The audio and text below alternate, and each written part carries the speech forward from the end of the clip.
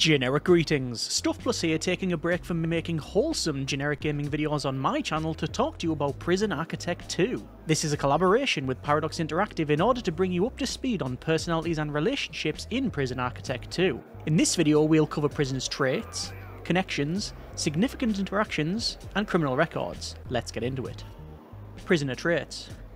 Your digital internees in Prison Architect 2 can come with traits. Select a prisoner and check their bio tab for traits. These traits affect their actions and behaviours and can lead them to be more passive, more aggressive, extra sneaky, and everything in between. Cara, isso tem, mas não do jeito que eu vi ali. Tem algumas coisas que parecem ser diferentes. Não tem as reputações, inclusive, diga-se de passagem, as reputações do meu jogo lá estão no modo dinâmico, e isso tá me fudendo, porque uma prisão de segurança mínima tem metade dela sendo mortal, extremamente forte, extremamente violenta, estável e maluca, mas tudo bem. Só que aqui, pelo que eu tô observando, existem alguns traços de personalidade dos prisioneiros, que isso não tem. Né? Por exemplo, o fato do cara não ficar com medo, esse aqui não tem. O fato do cara aqui atrás também eu vi que ele é, tipo, tedioso, né? Leal tem. Leal não tem. Mas tem alguns traços aí diferentes de personalidade. Mas é igual às reputações do 1, né? Traits affect their actions and behaviours and can lead them to be more passive, more aggressive, extra sneaky, and everything in between. Cowards, for example, are less likely to start a fight and have an increased need for safety. On the flip side, fearless inmates relish any opportunity to join an altercation and are more likely to take risks and vandalise the place. Light-fingered inmates steal anything not bolted down, and geniuses are always thinking up clever ways to escape. Prisoners can also be well-connected, silver-tongued. Ó, essa parada aí, por exemplo, do cara ter o traço de genius, de gênio, e meio que planejar planos mirabolantes pra fuga, isso é interessante. Ah, eu dou o crédito. Or even feared.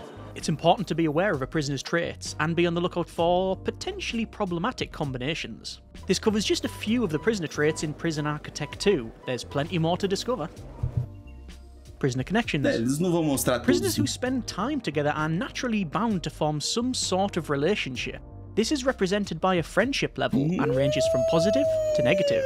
As isso aqui é coisa nova. Don't share a strong opinion of one another. Acquaintances may nod at each other in the corridor, but are mostly ambivalent with no alterations in their behaviour. Prisoners with similar traits and who get along, however, are likely to become friends. They enjoy spending time in each other's company, which helps reduce conflict. Close friends are the best buddies and willing to share in activities. This means equally chatting in the common room or misbehaving. They've got each other's backs either way, so it's not always a good thing. On the flip side, inmates with differing traits are more likely to become rivals. It's fair to say they don't get along and may react negatively toward one another. Upset someone enough and you'll make enemies. Enemies share a raw, seething, deep hatred and contempt for one another. Expect frequent altercations and unwanted disruptions. Probably best to keep them separate then. Significant interaction. Cara, basicamente o que eles mostraram ali é muito semelhante ao sistema de gangue que tem no 1, onde você tem ali os mandantes e tudo mais, mas não necessariamente é uma gangue. É uma gangue, só que é mais, tipo, dinâmico, orgânico. Os caras fazem amizade e criam inimigos dentro da prisão. Isso não tem no 1. Os prisioneiros não têm relação entre si, a não ser os de gangue, né? Que já vem pré-definido. Ele entra na prisão já fazendo parte de gangue, ou então se o recrutado recrutar. No 2, pelo jeito, não. No 2 isso é dinâmico. Eles vão fazendo amizades e inimigos dentro da prisão, e aí eles vão fazendo treta ali, aí do nada vira um chefão, que vira, tipo, chefe do núcleo de amigos, aí meio que cria uma gangue dentro da sua prisão, com a amizade da galera, com o mandante, uma facção, exatamente. Pô, isso aqui é legal pra caralho. Isso aqui é legal pra caralho. Isso aqui é uma mecânica talvez a mais interessante que eu vi até agora do Prison. A única coisa que eu vi, tipo assim, foda. Isso é legal. Interactions. Significant interactions are noteworthy events where a prisoner's feelings towards each other change. Upon first meeting, they may form a positive opinion of one another. As days pass within your facility, the inmates may have cordial interactions, such as hanging out or friendly chats. It's not always positive, though. Disagreement. Exatamente, aí tipo assim, a gente teria tipo umas 50 gangues pequenas na prisão. Insults are bound to arise. Aí às vezes é melhor você ter uma gangue grandona que domina a prisão e bota a ordem na porra toda do que 50 se matando. Especially confined within the cramped walls. This will negatively affect a prisoner's relationships and may lead to unwanted discord. All these interactions will affect their friendship level and therefore their connections, as mentioned previously. Try to keep track of your inmates' interactions. Criminal records. Finally, we have the prisoner's record. This details the prisoner's time and actions within your prison, good or bad. Included in their record are a list of events the prisoner has experienced, such as making friends, punishments, or being involved in unfortunate incidents. Also detailed are programs and qualifications, time served, and chances of successful parole. Not only is this information useful, but helps to add depth to your prisoner's experiences. Be sure to check it out. This covers the bulk of the personalities and relationship system in Prison Architect 2. Let me know what you think in the comments. Once again, plus 10 generic gratitude points for watching. Subscribe to keep apprised. Once again, thanks for watching. Esse esquema é massa pra caralho, mano. Esse esquema é muito massa, velho. Muito massa, mano. Agora, isso aí, não sei se é o suficiente, assim, pra falar, nossa, que jogaço. Mas é uma mecânica, tipo assim, que dá uma profundidade de gameplay absurda, mano. Bem da hora, velho. Bem da hora mesmo. Basicamente, esse vídeo aqui, pelo que eu tô vendo no título, é usar as ferramentas da prisão para maximizar as suas habilidades de gerenciamento. Bem, veremos se realmente esse Prison 2 vai trazer mais novidades em relação ao 1, porque até agora não tem muita coisa. Algumas coisas, mas mais qualidade de vida.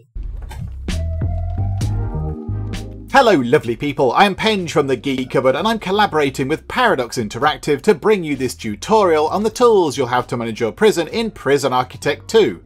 Running a prison isn't an easy job. There's a lot to manage and situations can pop up at any time to make things a bit complicated. Fortunately, you have a number of very handy prison tools at your disposal to make your life that little bit easier. In this video, we're going to look at prison staff, prison programs, prison policy, prison labour, and intake. Of course, you couldn't run the prison at all without your wonderful staff to do all the different jobs that need doing. In Prison Architect 2, staff are split into 3 groups: workforce, security, and admin. You can see the members of staff you have in each group by clicking on the staff button and then clicking on the appropriate tab. Workforce staff are the workers, janitors, cooks and doctors that do all the building, cleaning, cooking and medical care in your prison. Security staff are the people in charge of maintaining order in your prison and include guards, snipers, enforcers and dog handlers.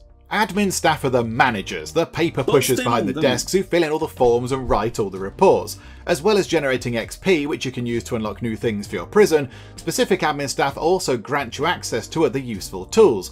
For example, an accountant allows you to view your finances, while the security chief provides access to sector deployment for your security staff. To hire new staff members, simply click on the appropriate hire button and the new recruit will appear on the roster.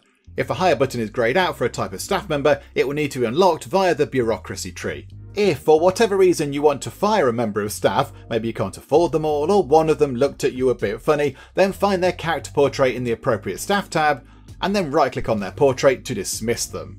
Prison programs give your prisoners the opportunity to learn new things or better themselves whilst in your prison.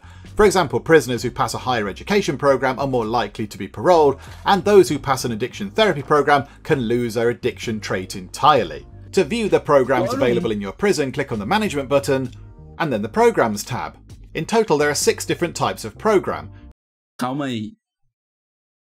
Existem 6 tipos de programa de reabilitação? Só? Ou será que tem outros? Bem, Basic Education, Higher Education, Kitchen Safety, Mindfulness, Addiction Therapy, and Behavioral Therapy. Sim. Sim, é só 6. Eles simplificaram a grade de programas do jogo. Noob friendly, né, galera? Noob friendly. Por exemplo, aqui agora a gente tem um programa para vício, no geral. No Prison 1 não. No Prison 1 tem um programa para vício químico e um para alcoolismo. É diferente, em lugares diferentes, professores diferentes, né? Salas diferentes, totalmente diferente. No 1 tem, né? Educação básica e educação essa qualificada, né? Como se fosse ensino superior. Segurança de cozinha para ajudar na cozinha. Esse esquema aqui que aparentemente é comportamento, né? Esse último aqui que ele falou. Agora, esse terceiro aqui, mas esse quarto, aliás, eu não entendi muito bem, não. Mindfulness. O que seria o mindfulness? Deixa eu ver ele falando Programs cost $500 to run, whereas all the others cost a mere 2 different types of program: Basic Education, Higher Education, Kitchen Safety, Mindfulness. É meditação? É talvez para ficar tranquilo, né? Para ficar menos estressado. Addiction Therapy and Behavioral Therapy. The 2 education programs cost $500 to run, whereas all the others cost a mere $200. Programs need preço tabelado também, é tudo 200, tirando ensino superior que é 500. To be unlocked in the bureaucracy tree. If they aren't unlocked, you can't offer them to your prisoners. If you choose to run a program for your prisoners, you'll need to select a room and a time for the session to take place. The basic education, higher education and kitchen safety programs need a classroom, whereas the mindfulness, addiction therapy and behavioural therapy programs take place in a common room. To assign a program to a room, click on the program you'd like to run. In this example, we're going to run a mindfulness program, and then find an appropriate room in your prison. Click on the room where you'd like to run the program, and then choose a time slot. Free time is required in the prison regime for time slots to be available. Cara, isso aqui é pouco paia, na minha opinião, tá? Isso aqui é pouco paia. Meio que eles travaram, né? Tipo assim, agora você consegue ter apenas 6 horários de aula e são pré-definidos, né? Eles já tinham feito um engessamento no regime. Você só podia mudar ali de 2 em 2, né? De 2 em 2 horas os regimes e tal, não de hora em hora.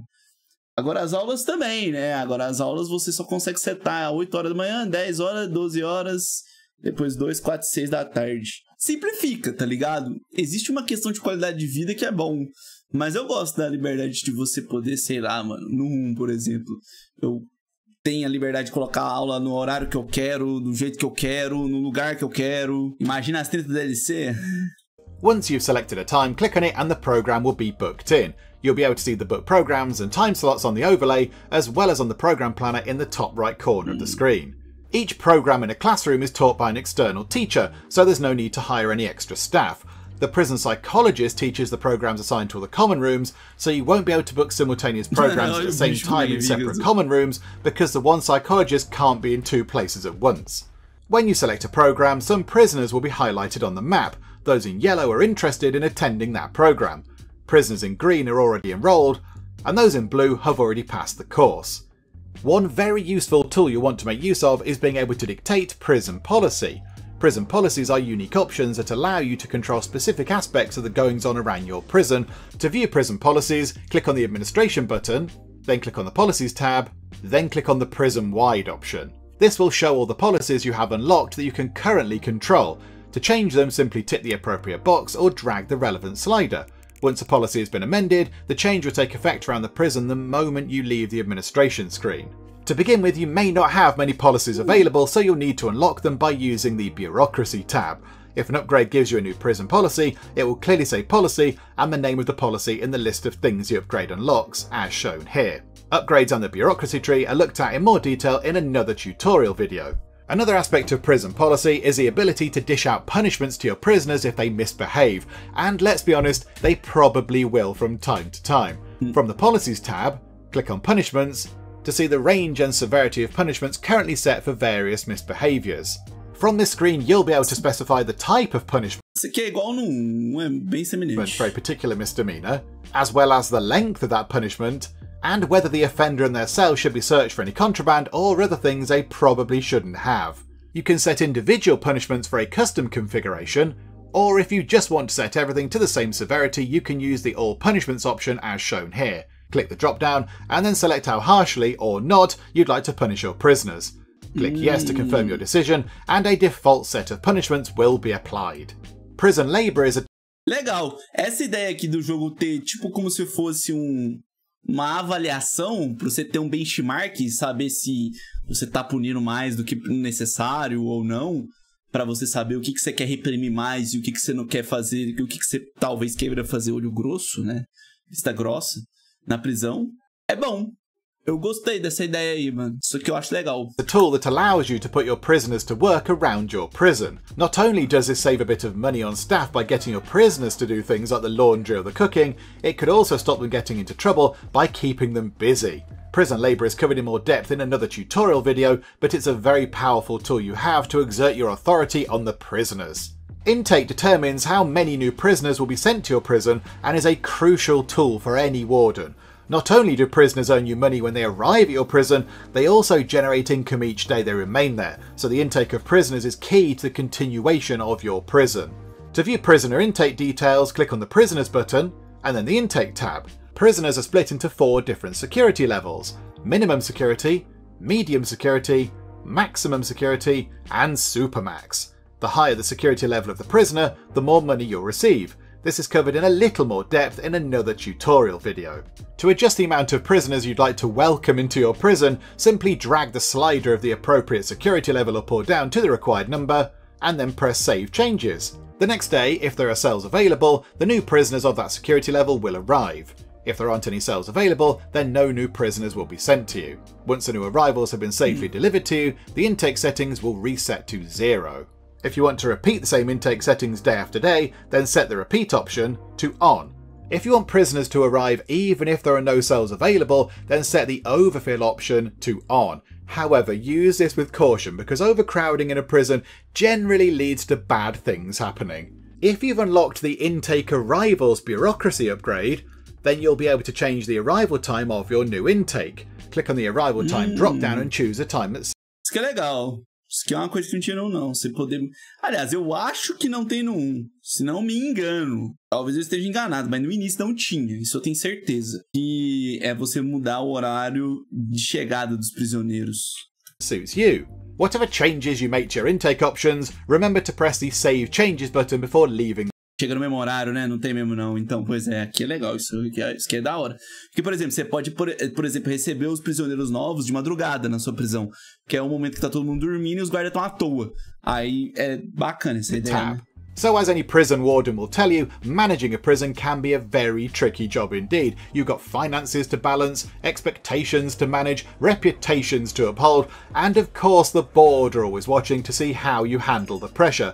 But as warden you do have a lot of very useful tools, policies and staff members to help keep your prison running as smoothly and effectively as possible. That wraps things up with our look at the prison tools you have available in Prison Architect 2. Remember to subscribe to the channel to keep up to date with other Prison Architect 2 tutorials and videos, and we'll see you in the next one.